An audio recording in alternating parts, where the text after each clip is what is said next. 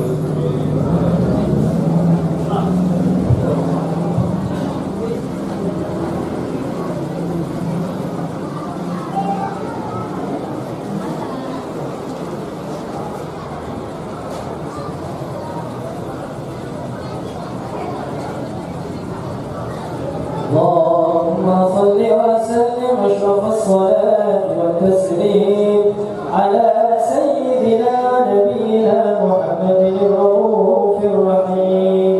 اللهم صل وسلم وبارك عليه وعلى آله. ولقد توصف صلى الله عليه وسلم بمحاسن الأخلاق بما طريق عن كتابته بطول الأوراق. كان صلى الله عليه وسلم أحسن الناس خلقا وخلقا وأولهم إلى مكارم الأخلاق سبقا وأوسعهم بالمؤمنين علما ورفقا برا رؤوفا لا يقول ولا يفعل إلا معروفا. له الخلق السهل اللفظ المحتوي على المعنى الجزم إذا دعاه المسكين وجابه إجابة معجلة. وهو الأب الشفيق الرحيم لليتيم والأرملة. وله عن سهولته أخلاقه الهيبة القوية التي تبتعد منها فرائس الأقوياء من البرية. ومن مشرقه تعطرت الطرق والمنازل وبعرف ذكره تطيبت المجالس والمحافل. فهو صلى الله عليه وسلم جامع الصفات الكمالية والمنفرد في خلقه وخلقه بأشرف الخصوصية. فما من خلق في البرية محمود إلا وهو متلقى عن زين الوجود. أجملت في وصف الحبيب وشأنه وله العلا في مجده ومكانه. أوصاف عز قد تعالى مجدها أخذت على نجم السهى بعنانه. وقد بسط الله في تدوين ما أفاده العلم من وقعه ومن النبي الكريم وحكاية ما أكرم الله به هذا العبد المقرب من التكريم والتعظيم والخلق العظيم. فحسن مني أن أمسك عمة الأخلاق في هذا المقام وأقرأ السلام على سيد الأنام. السلام عليك أيها النبي ورحمة الله وبركاته. السلام عليك أيها النبي ورحمة الله وبركاته. السلام عليك أيها النبي ورحمة الله وبركاته. وبذلك يحصل الختم كما يحصل التقديم عليه أفضل الصلاة والتسليم. اللهم صل وسلم أشرف الصلاة والتسليم على سيدنا نبينا محمد الرؤوف الرحيم. اللهم صل وسلم وبارك عليه وعلى آله. وكل بدع في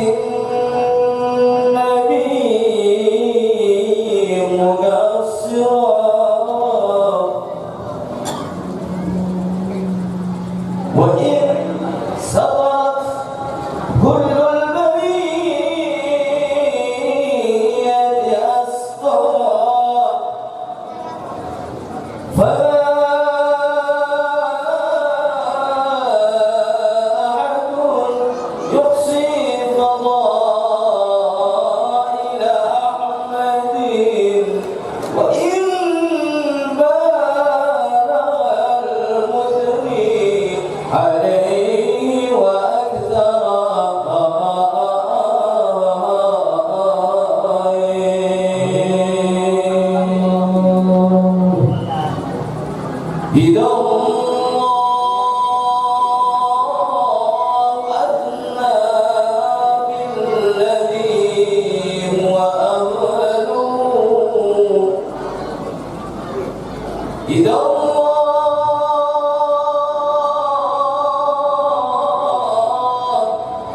إذا الله أثنى بالذي هو أهله كفاه بذا فخرا من الله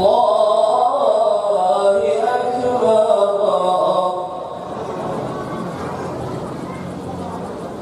وفي سورة الأحزاب صليت بنفسه عليه فما مقدار ما تمداه الورى. الله على نور رسول الله.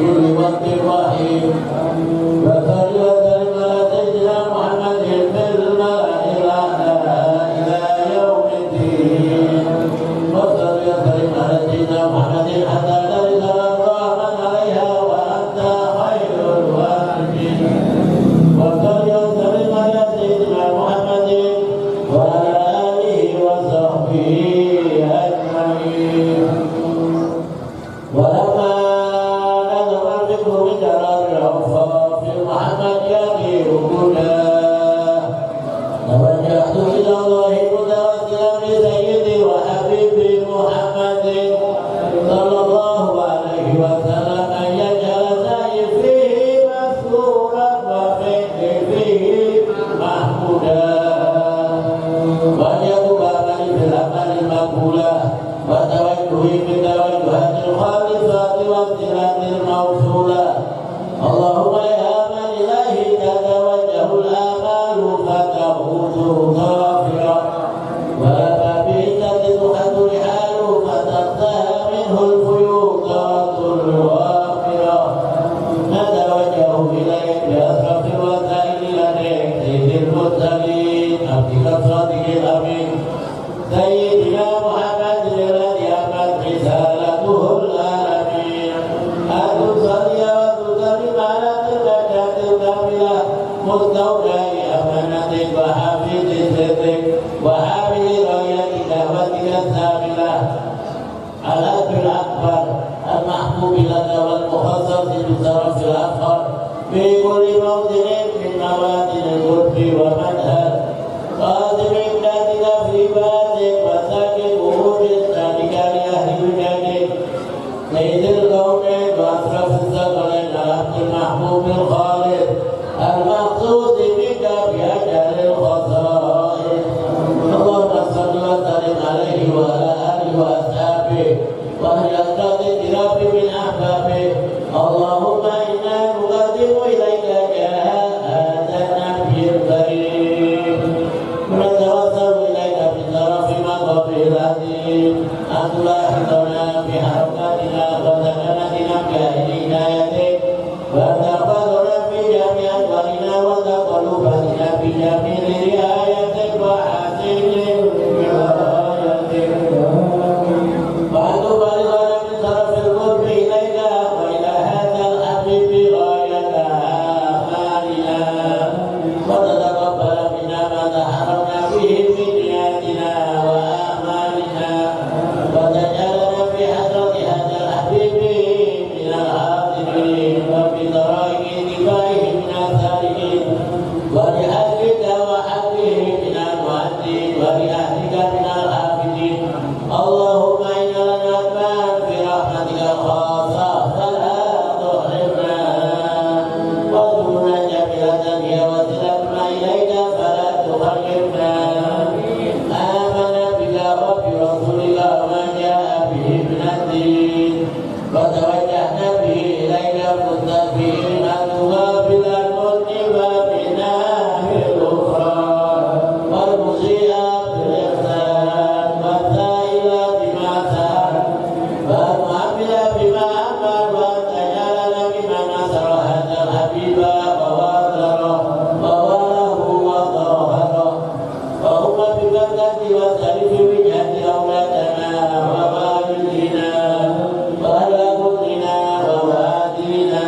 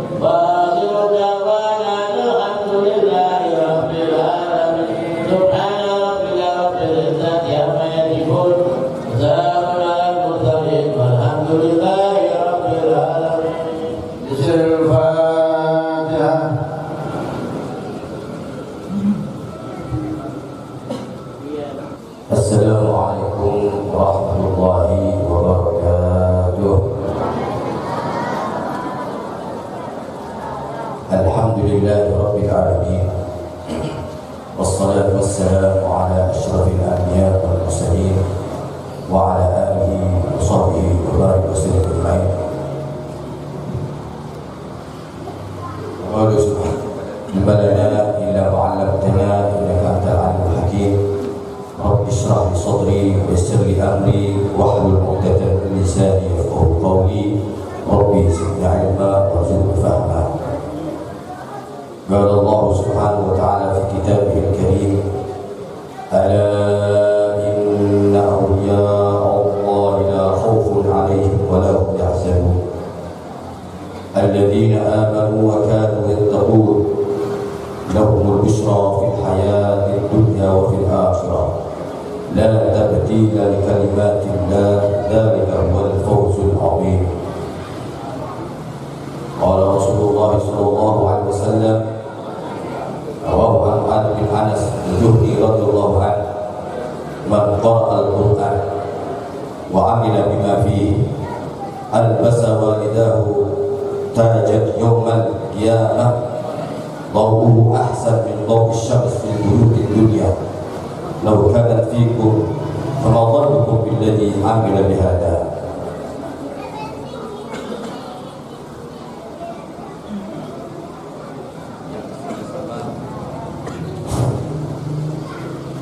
Yang kami muliakan dan yang kami hormati para alim, para ulama, para habaib, para kiai, para asatidz, khususnya yang hadir di tempat di malam ini, di acara haul ini dan acara wisudawan dan wisudawati Al-Quran yang khatimin dan khatimat Al-Habib Husain bin Muhammad Habsyi, yang Al-Habib Ali Ridha bin Al-Habib Hasan bin Ahmad Baharul, dan yang kami muliakan Al-Habib Abdullah bin Alwi Asgar, dan yang kami muliakan Al-Habib Agil bin Agil, dan segenap para habaib yang tidak bisa kami sebut satu persatu, namun tidak mengurangi rasa hormat dan ta'zim kami kepada mereka semuanya. Dan juga kami minta maaf kepada para masyayikh, kepada kiai, kepada asatidz yang saya tidak sebutkan namanya satu persatu, tapi tidak mengurangi juga rasa hormat dan ta'zim kami kepada antum semuanya, khususnya yang sama-sama kita muliakan Gus Ahmad dan segenap keluarga besar almarhum Al-Maghfurlah Kiai Muhammad Nasiruddin. Mudah-mudahan dengan kehadiran beliau-beliau ini di malam hari ini menjadi tambah berkahnya majelis ini, majelis haul dan khatimin dan khatimat. Mari kita panjatkan puji dan syukur kehadirat Allah Subhanahu wa Ta'ala, karena atas rahmatnya kita dapat berkumpul di majelis ini untuk menghadiri acara haul almarhum Al-Maghfurlah Kiai Muhammad Nasiruddin dan menghadiri acara khatimin dan khatimat.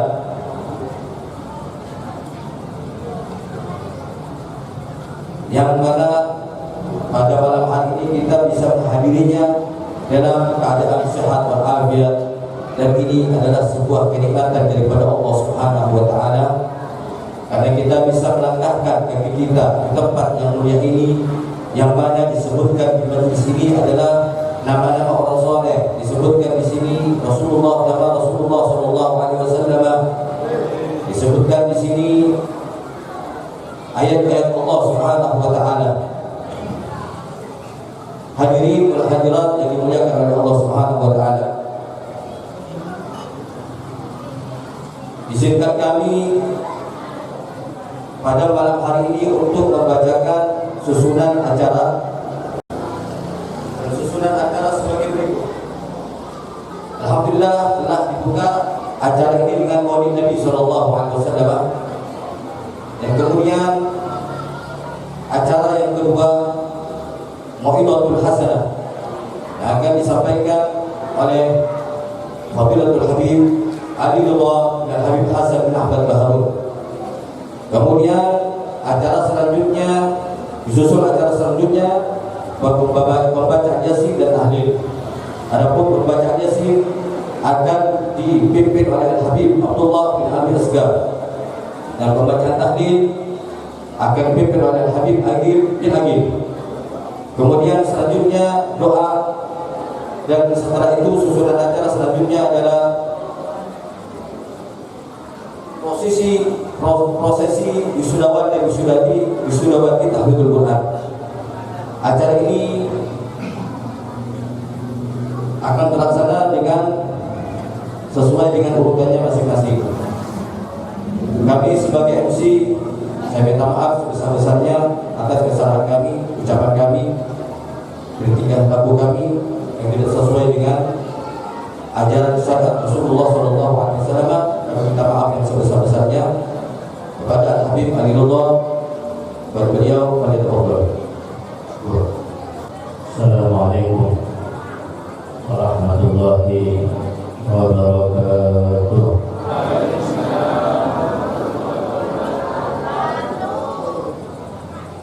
Alhamdulillah, alhamdulillah wahda. Wassalatu wassalamu ala sayyidina Muhammadin al-Mab'us ila kafatil hidayah. Sayyidina wa nabiyina wa habibina Muhammadin qaidil muhajirin wa ra'isul anbiya wal mursalin wa ala jami' ashabihi wa zuriyatihi wa ansarihi wa man tabi'a hudahum amin ya rabbal alamin. Yang sama-sama kita muliakan dan yang sama-sama kita hormati para habaib Nabiul Nabi Muhammad SAW. Rasul sallallahu alaihi wasallam bersabda, "Masalu ahli baiti masalu safinatu Nuh. Man raqibaha najah wa man takhallafa anha halak." Gambaran keluargaku, kata Nabi Muhammad SAW, diumpamakan seperti bahtera Nabi Allah Nuh. Siapa yang saat itu berada di dalam bahtera Nabi Allah Nuh, maka dialah yang akan selamat daripada banjir yang mendunia saat itu. Dan siapa yang tertinggal saat itu daripada bahtera Nabi Allah Nuh, termasuk anak beliau sendiri, maka akan celaka dari jasa. Maka itulah gambaran daripada keluarga Nabi Muhammad SAW. Yang sama-sama juga ada bersama kita bersama Habib Husin, Tafsir, Fadilah Sekali, Amin, dan semua para habaib yang bisa saya sebutkan satu persatu, dan juga para asatidz, para hadirin, para hadirat yang dimuliakan oleh Allah Subhanahu wa taala, terutama yang sama-sama mengundang kita semuanya, Syaikh Haji Ustaz Ahmad dan istri beliau Ustazah Asrullah dan semua keluarga daripada Pondok Pesantren An-Nasiri, yang semoga kita doakan mereka semuanya insyaallah, dan dengan Allah Subhanahu wa taala diberikan istiqamah dalam ibadah mereka, perjuangan mereka, dakwah mereka, dan diterima oleh Allah Subhanahu wa taala dan menjadi sebab insyaallah Allah ridha kepada mereka dan Rasulullah sallallahu alaihi wasallam. Amin ya rabbal alamin. Alhamdulillah, pada malam hari ini kita ditulis oleh Allah Subhanahu wa taala untuk ditakdirkan duduk bersama-sama.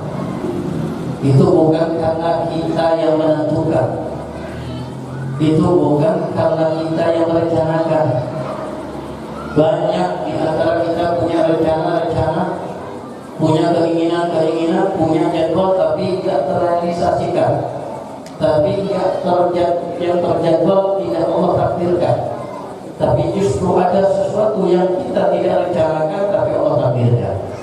Kenapa? Karena di dunia ini semuanya berjalan bukan atas sesuai kemauan dan keinginan manusia, Tapi yang terjadi di dunia ini semuanya atas takdir yang sudah ditentukan oleh Allah Subhanahu wa taala. Kapan Allah Subhanahu wa taala menakdirkan kita berkumpul bersama-sama di tempat yang penuh keberkahan, insyaallah jauh-jauh hari di lauh mahfuznya. Jauh-jauh hari sebelum kita diciptakan di dunia sudah Allah Subhanahu wa taala takdirkan untuk kita berkumpul bersama-sama dalam majelis hauliyah yang kita hadiahkan pahala tahlil, pahala haul kepada yang dihauli, yaitu Kiai Muhammad Nasiruddin, dan juga dalam acara tahfidz atau haflah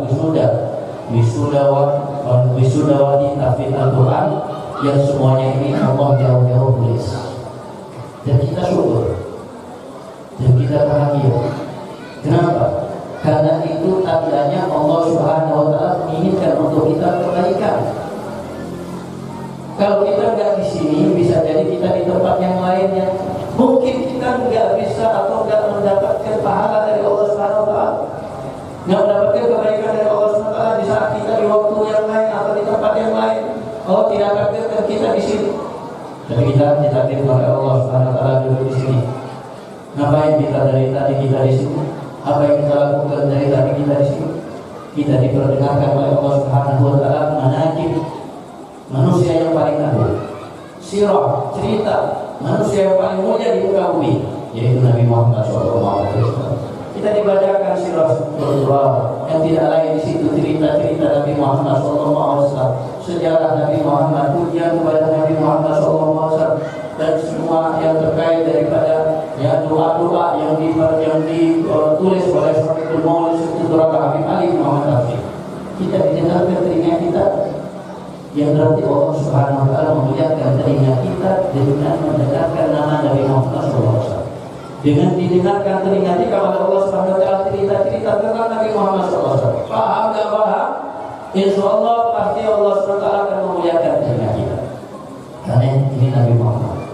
Allah Subhanahu wa taala Maha Kaya, Maha dermawan untuk menerima pahala-pahala yang terkait dengan Nabi Muhammad SAW. Sampai-sampai dikatakan oleh ulama, semua amal ibadah manusia bisa diterima oleh Allah, tapi bisa juga tidak diterima oleh Allah Subhanahu wa taala. Belum tentu kita sholat kita diterima oleh Allah, belum tentu. Belum tentu kita ngaji diterima oleh Allah, belum tentu. Belum tentu juga kita sedekah kita diterima oleh Allah Subhanahu wa taala. Itu semuanya sesuatu yang hak vetonya Allah. Allah yang menentukan mau diterima enggak diterima, terserah Allah. Mau bagus ibadah kita, mau sebanyak apapun ibadah kita, kalau Allah enggak menerima, Allah enggak akan terima. Tapi mau tidak bagus ibadah kita, tapi Allah mau menerima, ya Allah akan terima. Kapan kita tahu ibadah kita diterima oleh Allah? Nanti di akhirat. Di sini kita tidak tahu. Oleh karena itu ada hikmah Allah.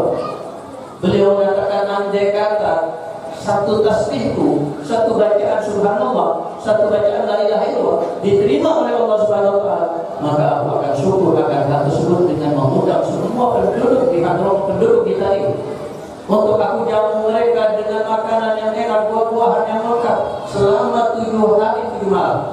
Satu minggu 8 hari. Sebagai bentuk syukur karena satu tasbih diterima. Kenapa? Nilai satu tasbih kalau diterima oleh Allah Subhanahu wa taala itu sangat mahal.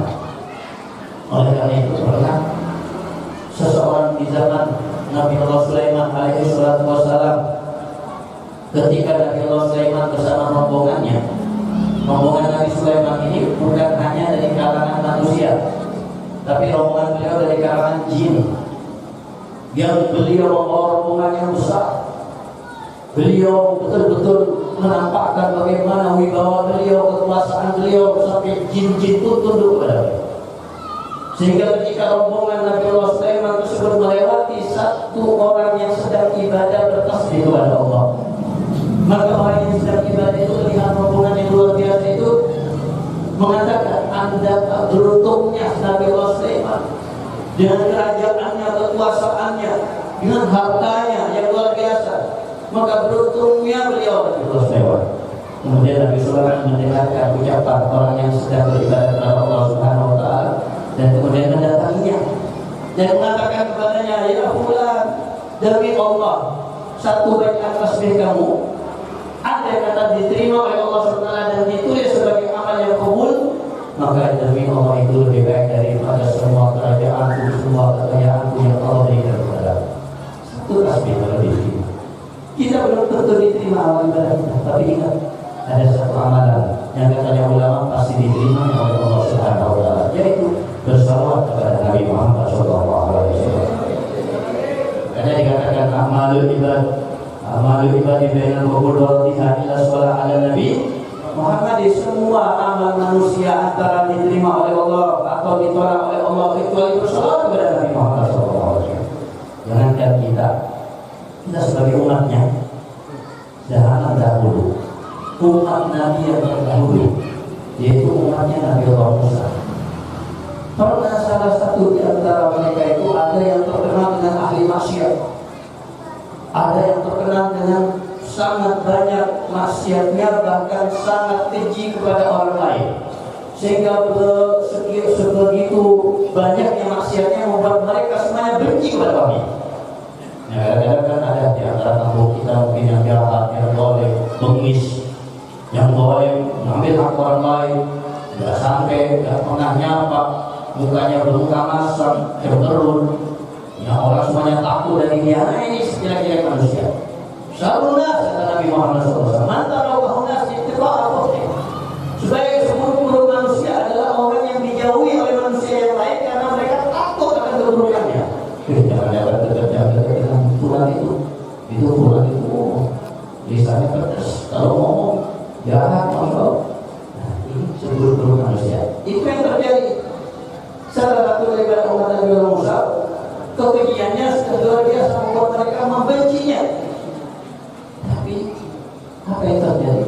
Ternyata di saat Allah Subhanahu wa taala mencabut nyawa orang tersebut, Allah ketika itu mencabut nyawanya dalam keadaan si orang ini gak ada yang mau menyolatinya, gak ada yang mau memandikannya, mengapatinya, menyolatinya, menguburnya, gak ada, semuanya menjauh. Karena itu hubungannya luar biasa. Sehingga apa yang terjadi? Nabi Allah Musa diperintah oleh Allah Subhanahu wa taala untuk mendatangi jenazah laki-laki tersebut yang sama mereka diabaikan, dan diperintah Nabi Musa untuk mengurusnya, memperhatikannya, menyolatinya, menguburnya. Maka Nabi Musa pun taat kepada Allah Subhanahu wa taala. Nabi Musa mengajak daripada pengikut-pengikutnya untuk menguburnya, memperhatikan jenazahnya, sampai mereka heran-heran. Dan mereka mengatakan, ya Nabi Musa, tidaklah kalian tahu siapa orang ini? Ini orang yang keji, banyak maksiatnya, mengganggu banyak orang, sehingga wajar bagi semuanya membencinya. Tapi kenapa kok bahkan mengurusnya, memperhatikannya, menyolatinya?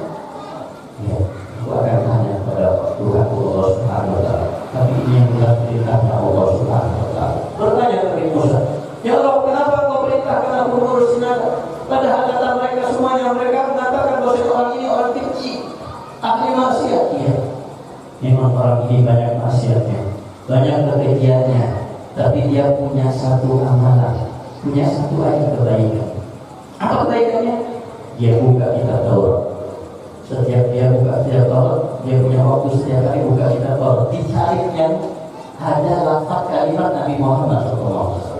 Karena setiap kitab yang diturunkan oleh Allah kepada para nabi terdahulu, semuanya akan disebutkan di situ sifat-sifat Nabi Muhammad, tanda-tanda Nabi Muhammad. Setiap ada kalimat Nabi Muhammad, beliau cium kalimat Nabi Muhammad itu dan bersalawat kepadanya. Karena itu mulianya wahai Musa kepada Allah SWT. Hal yang dimuliakan oleh Allah adalah salah satu daripada umat Nabi Musa, apalagi daripada umat Nabi Muhammad SAW. Kita bersalawat berapa kali dalam satu majelis ini, bersalawat kepada Nabi Muhammad SAW. Jangan bosan bersalawat kepada Nabi Muhammad. Setiap satu salawat yang kita ucapkan, yang kita lanturkan, itu memberatkan timbangan kita nanti, timbangan amal kebaikan kita. Sampai dalam satu riwayat diceritakan oleh mereka, ketika salah satu di antara mereka ditimbang amalnya, dan kemudian ternyata timbangan amalnya ini lebih banyak, lebih berat timbangan maksiatnya, keburukannya daripada timbangan kebaikannya. Maka kemudian Allah SWT memerintahkan mereka untuk menyeretnya ke neraka. Tahu-tahu ada seseorang yang datang kepadanya, tunggu wahai malaikat-malaikat, memerintahkan mereka untuk membunuh. Aku punya seperti kertas, yang seperti kertas ini adalah hasil daripada kebaikan orang ini. Aku ingin meletakkannya di amal kebaikannya, kemudian aku meminta untuk ditimbang kembali. Diizinkan. Di sini cerita ingin ditampakkan oleh Allah fadilahnya. Maka kemudian diletakkan seperti kertas tersebut, diamal daripada kebaikannya dan ditimbang kembali. Ternyata setelah diletakkan seperti kertas itu menjadi lebih berat amal kebaikannya daripada amal keburukannya.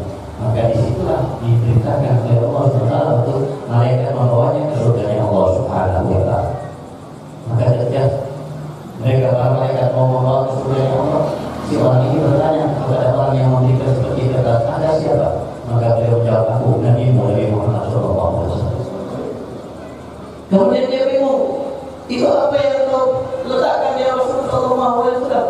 "Itu adalah salawat yang kamu berikan dan hadiahkan kepadaku ketika kamu hidup dalam kehidupan di dunia." Yang akan menjadikan syafaat itu. Maka di akhirat Nabi kita Nabi Muhammad SAW mengatakan, "Man shalla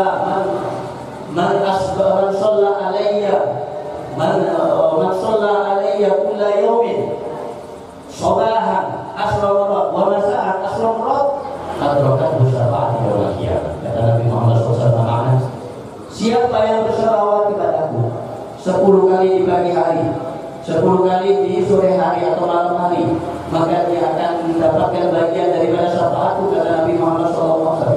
Makanya termasuk kalau kita baca Widul Nabi pagi hari, di situ ada bacaan salawat kepada Nabi Muhammad berapa kali? 10 kali. Widul Nabi dianjurkan dibaca di pagi hari, dianjurkan dibaca juga di malam hari, dibaca 10 kali. Tujuannya apa? Untuk mendapatkan syafaat daripada Nabi Muhammad SAW. Maka kita di majelis ini kita bersolat kepada Nabi Muhammad. Di majelis ini maka kita digunakan, yang ditakdirkan oleh Allah untuk menggunakan melihat kepada orang-orang soleh. Lidah kita, lisan kita digunakan untuk kita membaca salat kepada Nabi Muhammad, baca maulid, baca tahlil nanti yang akan kita baca. Di saat ini juga kita menggunakan kaki kita untuk melangkahkan ke tempat yang keberkahan ini. Inilah yang membuat kita nanti bisa berjalan di atas sirat dengan lurus, dengan lancar. Inilah amalan-amalan yang membuat kita nantinya bisa berjalan dengan mudah. Ketika di saat itu banyak di antara manusia yang terleset, banyak di antara manusia yang berat untuk melangkah di atas sirat yang dikatakan ada minasya'ah, ahad minasya'ah, ahad minasya'ah yang lebih tipis daripada rambut dan lebih tajam daripada pedang. Itu adalah sifat jembatan yang akan kita lewati. Jembatan itu di bawahnya adalah Jahannam.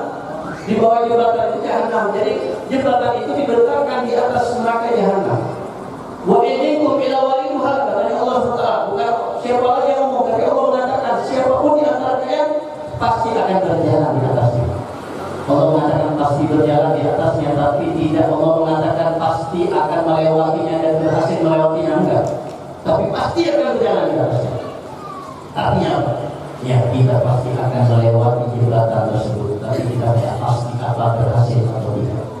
Bahkan yang di antara mereka ada yang berat untuk melangkah di atas sirat tersebut, sehingga sampai orang itu karena merasa beratnya untuk melangkah protes pada Allah Subhanahu wa Ta'ala, mengatakan, "Ya Rabbi, maaf kau tadi, wahai Tuhanku, kenapa kau perlambat langkahmu? Kenapa berat untuk melangkah?"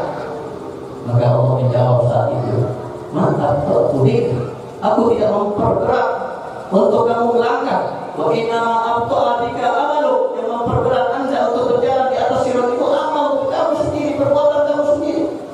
Bertambah banyak maksiat yang kita lakukan, bertambah berat kita melangkah di atas sirat.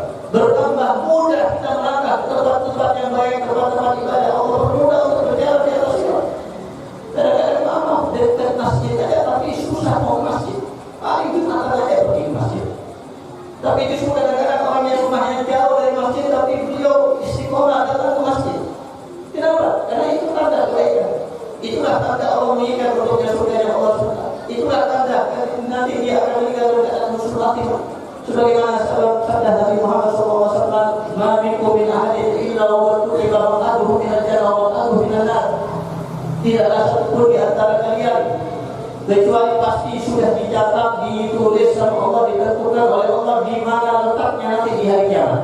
Hari kiamat itu ada dua tempat. Kalau nggak di neraka, di surga. Kalau nggak di surga, berarti akan ada di neraka. Nggak ada tempat ketiga. Kalau kita nggak ada di surga, pasti kita di neraka.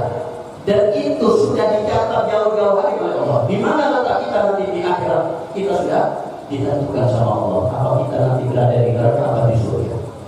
Itu yang dikatakan oleh Nabi Muhammad. Sudah ditentukan. Lalu semua. Apalah natakil ala kitabillah. Kalau begitu wahai Rasulullah SAW, tidaklah kita bergantung kepada ketentuan Allah. Kalau misalnya Allah sudah tentukan jauh-jauh hari tempat kita, misalnya di surga, dan apa yang sudah ditentukan oleh Allah tidak akan berubah jelas. Berarti buat apa kita ibadah? Andai kata kita nggak ibadah pun, ya kita akan masuk surga kalau sudah ditulis sama Allah di surga. Andai kata sebaliknya ya Rasul. Kalau kita ditulis namanya oleh Allah SWT sebagai penghuni neraka, buat apa kalau kita ibadah? Andai kata ibadah sebagai apapun dia tetap masuk neraka sesuai dengan ketentuan Allah yang tidak berubah. Inna syari'a la syari'ul adai wa asluhu sa'idul yubadari. Katanya sahibul lughah, sesungguhnya siapa yang celaka dan sengsara di akhirat yang sudah ditulis sengsara oleh Allah di lauh mahfuznya. Siapa yang bahagia yang masuk surga Allah yang sudah ditulis jauh-jauh hari di lauh mahfuznya Allah, dia akan bahagia dengan surga Allah. Sudah tertulis. Apa kita ibadah kalau sudah dicatat oleh Allah Subhanahu sebagai penghuni neraka? Maka jawaban Nabi Muhammad sallallahu alaihi wasallam yang akan menjadi pedoman untuk kita menjalani kehidupan di dunia ini. Nabi Muhammad SAW mengatakan, "I'malu fa kullun muyassar lima khuliqa lah." Beramallah kalian semuanya. Ketahuilah Allah Subhanahu wa taala akan memudahkan setiap hamba Allah, memudahkan manusia untuk beramal sesuai dengan ketentuannya Allah. Kalau sudah ditulis sama Allah di lauh mahfuz, kita penghuni surga akan dimudahkan untuk melakukan amal kebaikan yang menjadi jalan untuk menuju surga Allah. Kalau sebaliknya kita ditentukan oleh Allah Subhanahu wa taala penghuni neraka, susah kita mau berbuat kebaikan. Mau ngapain usaha kita akan susah. Jadi kadang-kadang ada yang susah meninggalkan maksiat. Maksiat itu gampang. Maksiat lagi. Mau keluar dari maksiat susah. Padahal dia sadar itu maksiat. Padahal sadar itu haram. Hati-hati, itu tanda dia ditulis oleh Allah SWT yang meminta. Kalau dia gak cepat-cepat taubat, kalau gak cepat-cepat tinggalkan maksiatnya secepat mungkin, kalau enggak dia akan menjadi tanda dia penghuni neraka yang Allah Subhanahu wa taala. Dan sebaliknya, kalau dia dimudahkan hadir majelis, hadir rol, hadir maulid, hadir tempat-tempat ibadah, tempat-tempat yang baik, dia dimudahkan ngaji, dimudahkan tahajud, dimudahkan untuk sholat, dimudahkan untuk berbuat baik pada orang tuanya. Itu sudah tanda itu Allah meninggalnya husnul khatimah. Itu tanda. Makanya kata Nabi Muhammad SAW, "Ma'al mar'u al-ma'asya'alih." Manusia akan meninggal sesuai dengan kebiasaannya di dalam kehidupannya. Kalau kehidupannya biasanya baik, insya Allah meninggalnya baik. Jangan berharap meninggalnya baik, tiap malam judi, siang maksiat, malam maksiat, kemudian berharap meninggal dalam keadaan husnul khatimah, meninggal dalam keadaan ngaji, sholat, mimpi dia. Tidak jauh. Orang yang biasanya setiap harinya maksiat, dia meninggalnya dalam keadaan maksiat. Yang biasanya di diskotik malam hari meninggal di diskotik, yang biasanya meninggal dalam keadaan mabuk, yang biasanya main bola meninggal main bola, yang biasanya sholat meninggalnya sholat, yang biasanya meninggalnya ngaji. Sayyidina Utsman bin Affan 1 kali akan Quran setiap hari. Ya, bukan Ramadan lagi 1 hari. Ramadan berapa kali? Ya, 1 hari sudah Al-Quran. Kita 1 tahun belum tentu hafal. Sayyidina Utsman itu setiap hari Al-Quran. Meninggalnya dalam keadaan baca Al-Quran. Al-Habib Abdul Qadir, abahnya Habib Syekh Abdul Qadir As-Sigaf Mursyid, meninggalnya di waktu sholat. Bahkan beliau menjadi imam. Kenapa? Karena beliau rutin jadi imam di masjid Sigaf di Solo. Rutin jadi imam dan beliau selalu jadi imam termasuk waktu sholat Jumat. Di waktu sholat Jumat, di sujud terakhir, di rakaat terakhir, Allah ambil nyawanya. sehingga mereka semua bingung. Gak bangun-bangun dari sujudnya sampai Habib Najib, murid beliau, dari nada di belakang beliau menggerakkan badannya, ternyata berbeda. Akhirnya menggantikan posisi beliau untuk salam aja. Assalamualaikum warahmatullahi wabarakatuh. Ternyata sudah tidak ada. Tapi ini memang meninggal yang indah. Meninggalnya di rumahnya Allah, meninggalnya di dalam sholat, meninggalnya di hari Jumat. Sholatnya pun sholat Jumat yang sholat yang paling afdal, bahkan posisi rukun yang paling afdal sujud. Aqrab ma yakunu abdih min rabbi wa huwa sajid, sedekat-dekat manusia kepada hambanya di saat sujud, meninggal saat itu. Kenapa beliau meninggal mendapatkan sesuatu yang indah seperti perkara wafatnya? Karena beliau istiqomah. Istiqomah waktu sholat di masjid jadi imam, meninggalnya seperti itu. Itulah kebiasaan, apa kebiasaan kita? Itulah yang akan menjadi keadaan kita nanti di akhirat. Kalau keadaan kita, kebiasaan kita adalah kebaikan, meninggal husnul khotimah tidak jauh dari itu. Kalau kita meninggalnya dalam keadaan husnul khotimah dan keadaan baik, berarti kita dibangkitkan oleh Allah dari kuburan dalam keadaan baik juga. Sama dengan tidur. Imam Ghazali mengatakan dalam kitab Bidayatul Hidayah, an-naum akhul maut. Tidur itu saudaranya mati. Jadi kalau kita ingin menggambarkan atau ingin mengetahui tentang kematian, kita tinggal melihat bagaimana tidur itu. Kita kan tidur, kita nggak sadar kita tidur. Orang mati pun juga demikian. Jadi orang mati itu orang menyangkanya awalnya dia menyangka tidur seperti mau mimpi. Jadi melihat ada ketika mati banyak orang menangisinya, banyak keluarganya berkumpul. Dia melihat seperti itu dan dia tidak sadar kalau dia mati. Kemudian nggak lama kemudian ada yang datang memandikan jenazahnya, mengafani. Itu semuanya dia lihat. Mayat itu kan melihat dan merasakan. Cuma tidak sadar kalau itu sudah dalam keadaan sudah wafat, sudah mati. Dibawa oleh orang-orang keranggan yang dibawa, diletakkan di liang lahannya. Kapan sadarnya? Ketika datang malaikat munkar dan nakir. Ketika dipendam kuburan yang ditutup dengan tanah, kemudian menjadi gelap dan kemudian langsung ketika sempurna ditutup langsung ke saat itu juga Allah akan kirim malaikat munkar dan nakir. Itulah saat itu baru beliau sadar, ternyata aku di mana? Ternyata aku sudah di kuburan, ternyata aku sudah mati, ternyata tidak ada hubungan makhluk yang aneh. Situlah ketika sadar dia teriak-teriak memanggil ayahnya, memanggil ibunya, memanggil orang-orang yang diharapkan bisa menolongnya. Tidak bisa. Sampai dia teriak tidak ada manfaatnya. Akhirnya dia teriak kepada siapa lagi?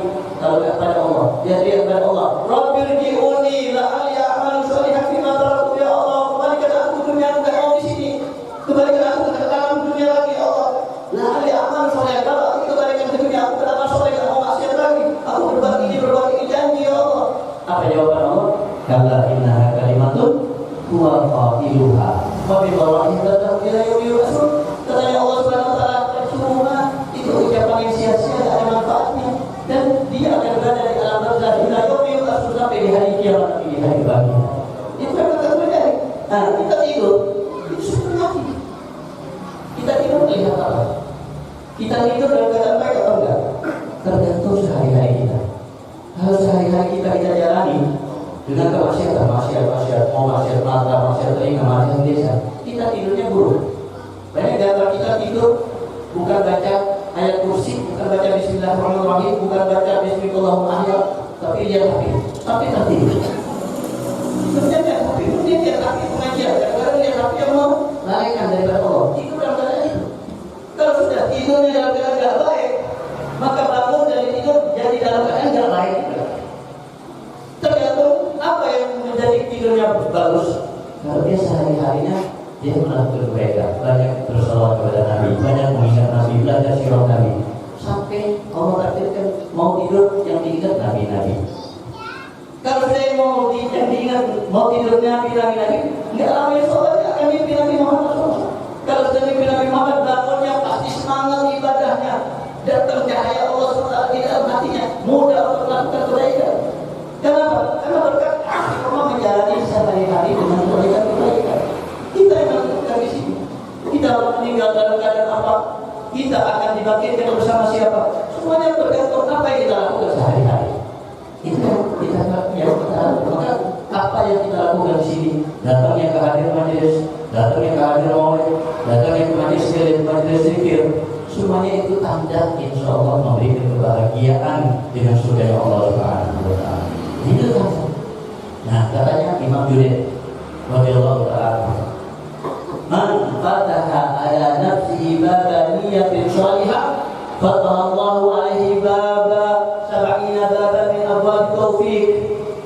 Kalau dia membuka untuk dirinya satu niat yang baik, maka Allah akan berikan 70 hidayah untuk berbuat kebaikan. Artinya, kita nggak mungkin di sini tanpa hidayah dan taufik dari Allah. Kita nggak mungkin tahu jalan di sini. Saya sendiri sebelumnya nggak pernah ada rencana dan keinginan untuk datang ke Ustaz Ahmad memenuhi undangannya, tapi Allah takdirkan. Ya, jadi siapa yang menakdirkan? Allah Subhanahu wa Ta'ala dengan taufik dan aturan Allah Subhanahu wa Ta'ala. Nah, tapi alhamdulillah ditakdirkan kebaikan. Kapan Allah menakdirkan kebaikan? Buka niat yang baik di dalam hati kita. Kita bangun dari tidur kita di pagi hari, niatkan yang baik. Apa yang kita lakukan? Anaknya bersedekah, yang sholat Tuhan, yang sholat berjamaah lima waktu, anaknya membantu orang yang membutuhkan, anaknya untuk mengaji Al-Quran hari ini, anaknya sholat berjamaah, anaknya sholat witir. Niatnya banyak. Kenapa? Satu niat katanya Imam Junaid akan membuka 70 taufik dan hidayah. Allah bukakan pintu hidayah itu terus jadi sehariannya kebaikan-kebaikan. Tapi kalau nggak pernah niat yang baik, Allah nggak berikan hidayah yang banyak kepada dirinya sendiri. Nah, ini yang diharapkan. Nah, kita semuanya tadi juga kita dari awal yang kita tahu bahwasanya kita menghadiri Al-Quran. Kata Nabi Muhammad SAW, Iqra'ul Quran fa innahu ya'ti yaumil qiyamah syafi'an li ashabi. Baca Al-Quran, sesungguhnya membaca Al-Quran akan menjadikan Al-Quran itu syafaatnya nanti di hari kiamat.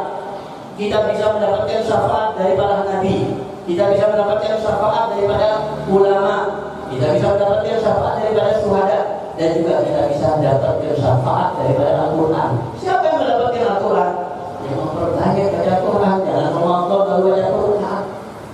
Masa kita sudah bangga kita dikirimin hadiah risalah surat dari Allah langsung. Itu surat Allah SWT langsung untuk kita. Kalau Allah qadim gitu. Bukan itu kalau sesuatu yang baru diadakan. Itu kalau Allah.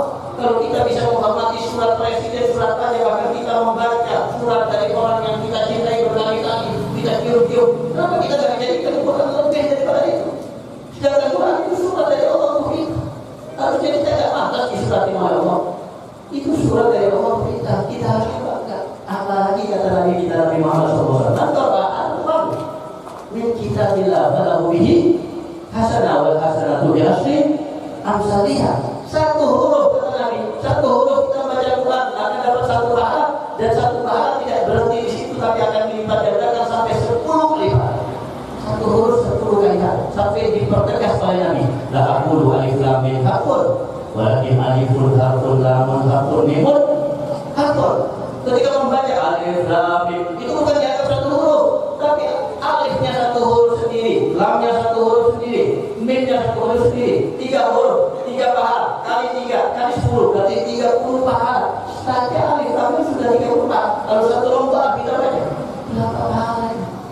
Maka gak heran kalau kita aja yang cari dunia, kita cari keuntungan dunia sebanyak mungkin, gak mau rugi, walaupun sedikit gak mau rugi. Kenapa kita gak pikirin akhirat kita? Pahala-pahala itu yang menentukan kita bisa melangkah di atas sirat dengan lancar, dengan mudah. Kita bisa mendapatkan surga Allah, bahkan kita mendapatkan tingkatan surga itu yang tinggi dengan membaca Al-Quran. Sehingga Nabi SAW mengatakan, "Irqa, waratil, warqa, kalau kita turatil dunia, fa'ina manzilataka, tidak akhir ayatin, taqra'uha." Kata Nabi SAW, "Banyaklah baca Al-Quran, pastilah ketika baca Al-Quran, ketahuilah manzilah dan dudukkan kamu di surga yang Allah SWT bergantung sampai sebanyak apa kamu baca Al-Quran." Tahu berapa banyak baca Al-Quran tambah tinggi surganya. Jadi orang yang hafid Al-Quran, tiga orang yang depan kita yang hafid Al-Quran, masya Allah barakallahu. Semoga Allah berikan keberkahan, Allah jadikan insyaallah bisikan kita untuk mengamalkan isi Al-Quran. Ya, mereka yang hafal Al-Quran, mereka pastinya setiap harinya roh. Pastinya mereka setiap hari roh mubaca. Berarti ketika nyetor mubaca berapa juz setiap hari? Bisa 3 juz setiap hari, bisa 4 juz, bisa 5 juz setiap hari baca Quran. Berapa pahala 5 juz, 1 juz saja sudah berapa pahala ya. Jadi orang yang beliau punya pahala. Tapi kita tidak melihat itu. Kita Quran ada di rumah tapi tidak ditoleh. HP yang membuat kita lalai selalu tiap hari kita buka. Bahkan kita bangun tidur pertama kali dari apa? Yang HP kan. Karena HP yang tidak memberikan syafaat kepada kita, tapi Quran yang memberikan syafaat kita tinggalkan. Turunnya nanti di hari kiamat kita mau cari-cari syafaat Al-Quran, mau harus Al-Quran. Ya, kita orang yang jenius kata Nabi, orang yang jenius al-gayis madana nafsahu wa amila lima ba'dal maut. Orang yang cerdas jenius itu yang dana nafsahu, yang melawan hawa nafsunya. Hawa nafsu kita pasti mengajak kepada yang santai-santai, kepada foya-foya, kepada yang keburukan-keburukan. Jangan ikuti wa khalifin nafsa wa syaitana wa sihima, kata Imam Syafi'i Burda Imam Busiri. Lawan itu hawa nafsu. Inna nafsa la'amalatun bisu. Hawa nafsu kita biasanya ngajak kepada keburukan. Maka kata Nabi Muhammad, bukan kata fakir, tapi kata Nabi Muhammad SAW, orang yang jenius, yang cerdas, yang melawan hawa nafsunya. Wa qawan mandana nafsahu wa amila lima ba'dal maut. Dan yang cerdas, jenius, pintar, kata Nabi Muhammad SAW, yang beramal untuk kehidupan setelah kematian. Kehidupan setelah kematian. Bukan yang kata Nabi yang cerdas itu, oh, yang bisa bisnisnya sukses, punya toko di mana-mana, yang bisa punya rumah mewah, yang bisa punya mobil berjejer, itu yang sukses, itu pintar, itu berarti jenius. Bukan kata Nabi tadi itu apa? Rumah mewah, mobil banyak, tabungan di bank manapun ada. Ujung-ujungnya apa? Ditinggal. Nggak sama, nggak sangat singkat. Mungkin kan dinikmati, ditabung, beli, nggak sempat nikmati. Sudah Allah cabut nyawanya. Hisabnya berapa? Siapa yang dihisab? Siapa yang dihisab? Dia. Satu hisab, 1 rupiah aja hisabnya panjang. Apalagi sekian banyak itu. Makanya orang kaya itu paling hisab. Karena banyaknya di dunia. Ya, sehingga dikatakan oleh Nabi SAW, Inna agniya umati, inna fuqara umati, yadkhuluna jannata qabla aghniyaiha bi khamsi mi'ati am.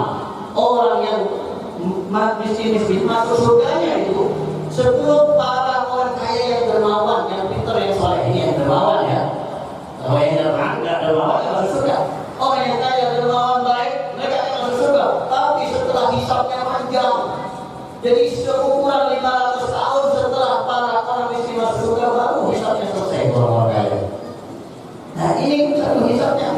Ya, akan membutuhkan waktu terdalam kita Sayyidina Ali kalau melihat inna dunya halal hak hisab wa iqab haram hak iqab. Ketahuilah katanya Sayyidina Ali, dunia yang halal itu jadi hisab panjang di hari kiamat.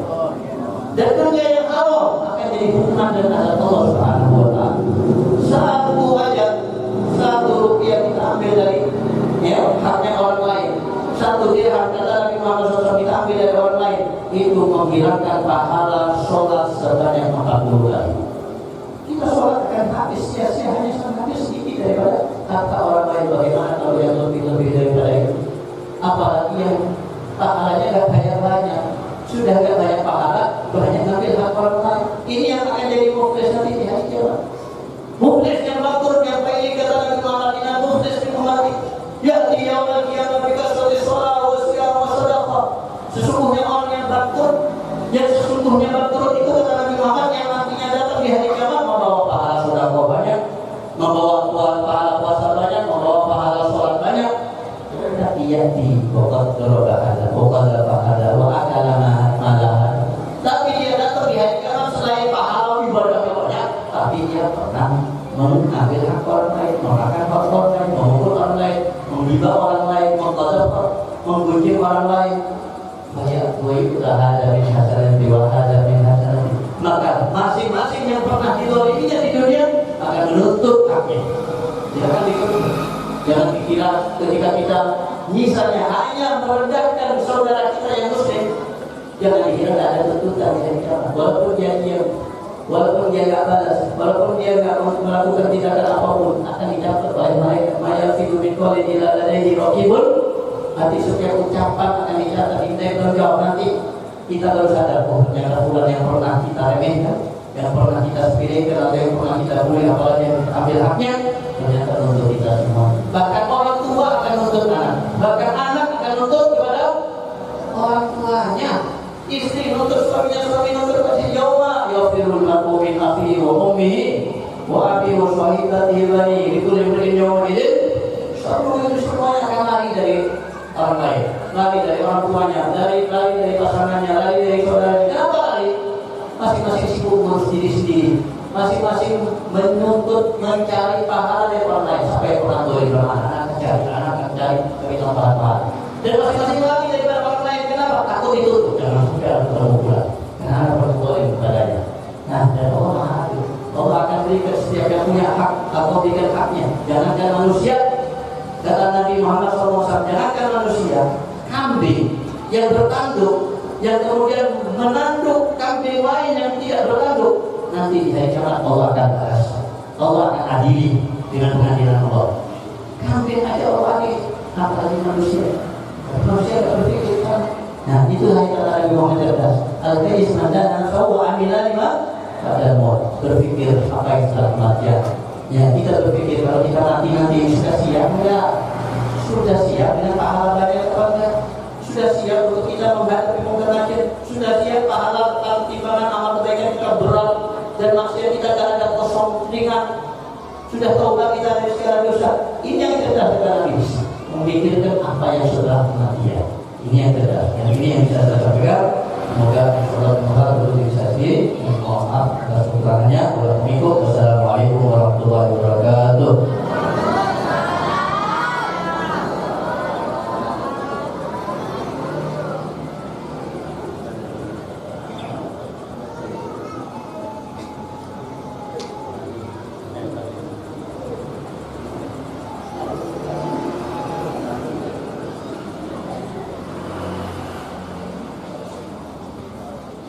Al-Fatihah ila Rasulullah wa ala sayyidina Rasulullah Muhammadin Abdullah sallallahu alaihi wasallam wa ala alihi wa ashabihi wa azwajihi wa dzurriyyatihi wa baitihi Bismillahirrahmanirrahim. Wa ala lisan tadbir wa ala dinan wa ala usul wa bil sanai Yuna ila al-mahmurah Nasruddin Kiai Haji Nasruddin wa usul wa usul Rumah ibadah walidina walidikum abatina wa amanikum akhlaqil muslimin ajmain. Allah yaghfir lahu wa yarhamhu wa yudharajatul jannah wa yuhibbu alaina barakatihi wa asrarul bidin wa dunya al-akhirah. Al-Fatihah wa yasin. Bismillahirrahmanirrahim. Alhamdulillahi rabbil alamin arrahmanir rahim maliki yaumiddin. Ya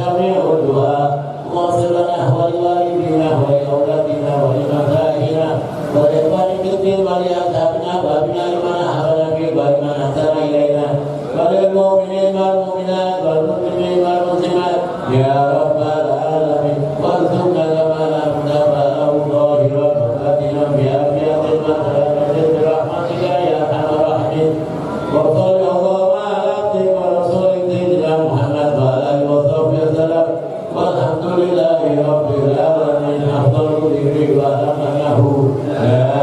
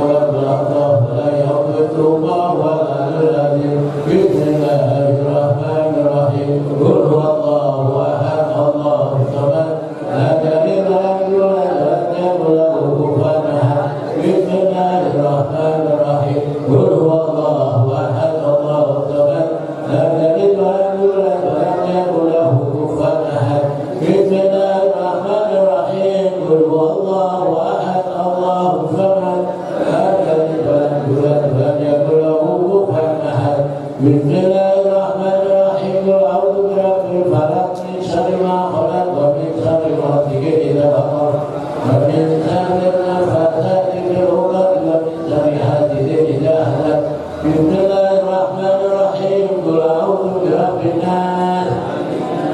Ilahin nas.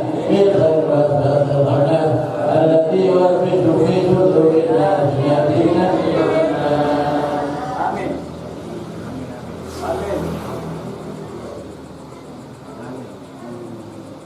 Bismillahirrahmanirrahim. Alhamdulillah rabbil alamin hamdan katsiran thayyiban mubarakan fihi ala kulli halin hamdan yu'affi ni'amahu wa yukafi mazidah. Ya Rabbana lakal hamdu kama yanbaghi li jalali wajhika wa 'azimi sultanik. Subhanaka la nuhsi thanan 'alaika kama athnaita 'ala nafsik. Wa lakal hamdu hatta tarda, lakal hamdu idza radit, wa lakal hamdu ba'da ridha. Alhamdulillahi rabbil alamin. Allahumma shalli wa sallim ala sayyidina Muhammadin fil awwalin wa salli wa sallim ala sayyidina Muhammadin fil akhirin wa salli wa sallim ala sayyidina Muhammadin fil nabiyyin wa salli wa sallim ala sayyidina Muhammadin fil mursalin wa salli wa sallim ala sayyidina Muhammadin fi kulli waqtin wa hin wa salli wa sallim ala sayyidina Muhammadin fil mala'il a'la ila yaumiddin wa salli wa sallim ala sayyidina Muhammadin hatta tarifal ardha man 'alayha wa anta khairul warithin wa salli wa sallim ala sayyidina Muhammadin wa ala alihi wa sahbihi ajma'in. Allahumma ij'al wa ughfir thawaban thawaban ma qara'nahu min al-Qur'anil 'azim wa ma halat qawli la ilaha illallah sabbahna Allah wa bihamdihi wa ma qulnahu ya Allah ya Allah wa ma sallaynahu ala nabiyyina Muhammadin wa fi hadzal majlis al-mubarak hadiyatan wa rahmatan nazila wa barakatan zamila wa sadaqatan mutaqabbalah nuqaddimu dzalika wa nufdi ila hadrati sayyidina wa habibina syafiina wa tahirina Muhammadin sallallahu thumma ila wa abai wa ikhwani min al-anbiya al-mursalin wa ala ikhwani wa syaikina al-wahidin sadatina Abi Bakar wa Umar wa Uthman wa Ali wal Hasan wal Husain wa sayyidatina Khadijah al-Kubra wa Aisyah al-Kubra wa Fatimah al-Zahra sayyidina Hamdan Abbas sayyidina Abdullah bin Abbas wa jami' ashabi Rasulillah wa azwaji Rasulillah wa ahli baiti Rasulillah wal muhajirin ma Rasulillah wa ansar ma Rasulillah thumma ila al-muhajirin wa rahmati lisan Nabi Muhammad bin Abdullah wa usulihi wa usulihi ثم إلى وسع عبد القادر جيلاني سيد الحبيب محمد بن علي مولى الدولة سيد الحبيب عبد الرحمن بن محمد شاب الحبيب عبد الله بن أبي بكر رئيس الفتح الحبيب أبو بكر بن عبد الله علي بن سلامي وأهل الوجود أبو بكر بن سالم وأكاد بن سالم والحبيب أحمد بن محمد الحسين الشريف والحبيب عبد الرحمن بن محمد عبد الله والحبيب يوسف بن أبي الحسني والحبيب عبد الله بن علوي بن محمد الحجاج الرزيق والحبيب محمد بن زين الحبسي والحبيب عمر بن مختار والحبيب علي بن محمد بن حسين الحبسي وأصولهم وقرئهم أجمعين ثم إلى والحبيب أبو بكر بن محمد بن عمر الأسياب والحبيب عبد القادر بن أحمد الأسياب والحبيب حسين أبو بكر حجاج والبدر والحبيب حسن بن محمد الحجاج وأصولهم وقرئهم أجمعين ثم إلى رسول محمد سلمان بن عبد الكريم الحسن المدني وأصول يفرد ثم إلى الحبيب عثمان بن علمة وأصول يفرد ثم إلى الحبيب عبد الله بن علي الحجاج والحبيب علي بن فرد الجاهلي والحبيب علوي بن علي بن محمد الحبسي والحبيب محمد بن أحمد المختار والحبيب محمد بن إدريس الحبسي والحبيب عبد القادر بن علوي الأسياب والحبيب بكر بن حسين الأسياب والحسين بن أبو بكر الأسياب السيدي حميد والسيدي سلمان عبدان والسيدي أحمد يوفي والسيدي حسين عسالي والسيدي مغالا وأصوله وأصول مجمع بميلا والحبيب جعفر بن شيخ والأسياب والحبيب سالم بن أحمد بن جيلان والحبيب صالح بن محسن الحميد والحبيب حسين بن هادي الحميد والحبيب حسين بن محمد بن طاهر هذا والحبيب حسين بن محمد بن طاهر الحجاج الأستاذ محمد المالكي والحبيب أحمد بن المالكي والأستاذ حسن بن أحمد بهلول وأخوه أبي قاسم بهلول وأوصل المعقول همة وجودا ثم إلى فصل أشعر ثم إلى الصالحين أولياء تسع الرسل والمهلة والذنب والفرد والنار من المسلمين والمسلمات والمؤمنين والمؤمنات والمساكين في المغربية ثم إلى الرحمن كان بها وتحميل لأجله المغفور له حاجي محمد نصر الدين ورسول أخرجنا إلى والدينا والديكم أخواتنا وأخواتكم أخوات المسلمين أجمعين أغفر لهما ثواب ذلك منا إليهم اللهم اجعل نورا يتساءل بين أيديهم اللهم اجعل كتابنا وفكاكا لنا وسترا لنا وحجابا لنا وسراجا لنا ونجاة لنا وفرحة لنا وأمانا لنا وإكراما لنا اللهم اغفر له وارحمه اللهم اغفر له وارحمه اللهم اغفر له وارحمه وعافيه واعف عنه ووالدنا ووالدكم أمواتنا وأمواتكم وأموات المسلمين أجمعين أن الله مغفرة مع الذين أنعم الله عليهم من النبيين والصديقين والشهداء والصالحين وحسن أولئك رفيقا ذلك الفضل من الله وكفى بالله عليما بفضل سبحان ربك رب العزة عما يصفون وسلام على المرسلين والحمد لله رب العالمين يقول وإلى حضرة رسول محمد صلى الله عليه وسلم الفاتحة إياك نعبد وإياك نستعين صراط الذين أنعمت عليهم غير المغضوب عليهم ربنا تقبل منا إنك أنت السميع العليم وتب علينا إنك أنت التواب الرحيم وصلى الله على محمد وعلى آله وصحبه وسلم والحمد لله رب العالمين. Oke, hadirin yang berbahagia, tiba saatnya kita menyaksikan dan mendoakan prosesi wisudawan dan wisudawati. Perlu kami beritahukan bahwasanya pada tahun ini dari adik-adik kami yang sudah hafal 30 juz ada 3 orang yang putra dan yang putri 2 orang. Kepada adik-adik yang disebutkan namanya untuk berdiri di tempat Nabi tempat. Yang pertama dari putra Ahmad Abdi Anwar bin Sabri Nur, tempat tanggal lahir Tukuh Manggana Kalteng 12 Desember tahun 12 Desember 2006. Alamat Jalan Manggana RT 5 Desa Baru, Kecamatan Malang, Kalteng. Badannya misalkan. Wisuda yang kedua, adik kami Muhammad Samsuddin bin Jumain, tempat tanggal lahir Rasulullah 12 Juni 2006. Alamat Selatumpak RT 1 RW 2 Desa Oromoro Ombo Kulon, Kecamatan Bang. Nama ibu Tusulis. Yang ketiga adalah Ahmad Fatwan Jalani bin Sodikin, tempat tanggal lahir Pasuruan 29 Juli 2008. Alamat terdapat Bulu Rempang, nama ibu Bulu Kerabola. Kemudian mungkin yang wisudawatinya di situ, perempuan di sana ya, mungkin di Punyai, berdiri di belakang sana di Punyai, nggak boleh maju. Tapi ini adalah yang putri Siti Maimunah binti Khalid bin Ibu Robiah, tempat tanggal lahir Pasuruan 15 Mei 2003. Alamat Kertarejo, Kejaya, Pasuruan. Yang kedua Barilo binti Ubaidillah Ibu Aisyah, tempat tanggal lahir Kertarejo 2002. Alamat Kertarejo, Kejaya, Pasuruan.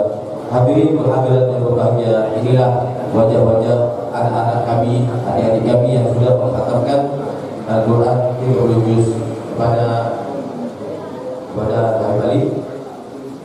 Allah billahi wasallam untuk memproduksi wisuda dan mendoakan adik-adik kami ini yang telah khatam Al-Quran 30 juz.